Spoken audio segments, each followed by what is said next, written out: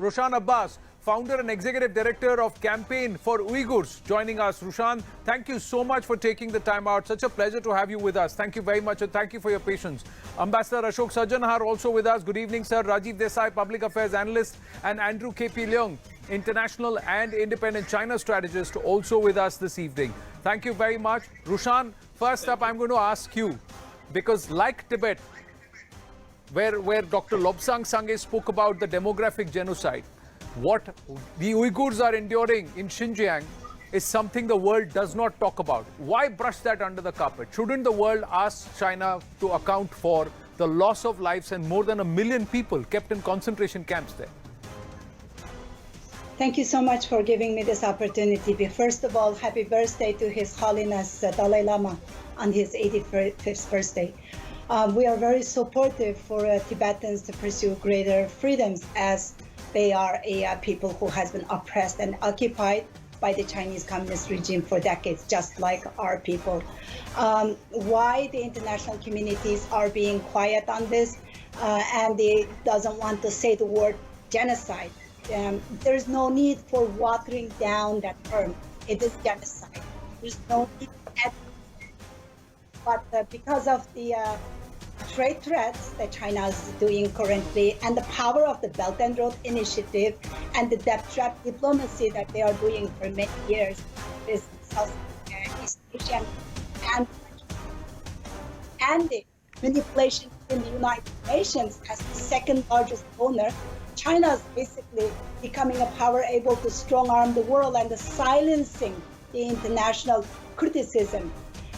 China also bribing basically some of the key politicians and decision makers and the media and some influential scholars and the so-called China experts and some important business people around the world.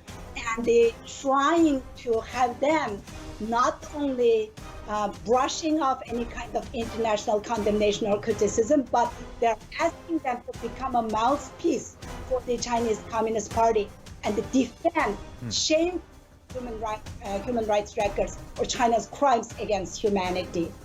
But let me ask you this. Why is it that this expansionism and this effort by the Chinese, why do you think, you're based in the United States, what is the reason why the world does not talk about it? Yes, the neighboring area regions because of their economic pressures, etc.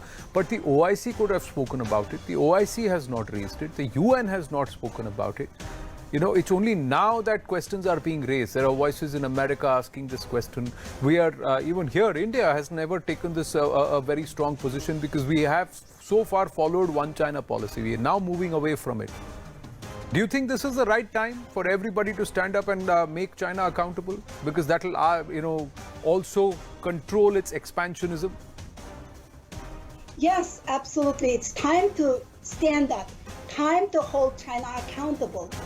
Since we started the program talking about Tibet, I want to give an example of Richard Gere here.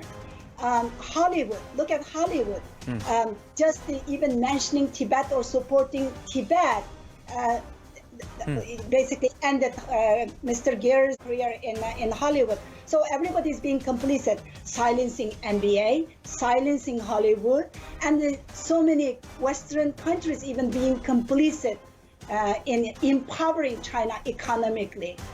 Because of China's economy or market and having the Uyghur people today become a collateral damage for China's economic aggression. What's happening to Uyghurs? What's happening to Tibetans? What's happening to Taiwanese people or Hong Kong or Hong Kongers? Manchuria. And the threat to Taiwan, and all that is because of China's chauvinistic racism and the chauvinistic nationalism.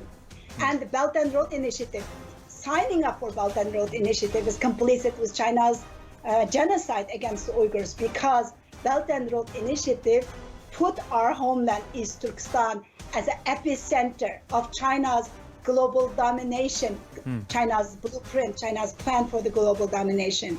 That's why, again and again, I cannot emphasize enough, it's time for Western democratic countries to stand up and stop China right here Otherwise, China is not only conducting genocide against the Uyghurs, they are waging a war on Islam. They are waging a war on any religion. And they are waging a war on the Western democracy. But ironically, on the one hand, they are they're trying to suppress Islam or practice of Islam as far as the Xinjiang region among Uyghurs is concerned. You're not allowed to offer namaz. You're not even allowed to keep the holy book with you. On the other hand, they are using Islam to try and push terrorism and try and raise this animosity between India and Pakistan and use terrorists who are purely in the name of religion to create terror activities as far as India is concerned.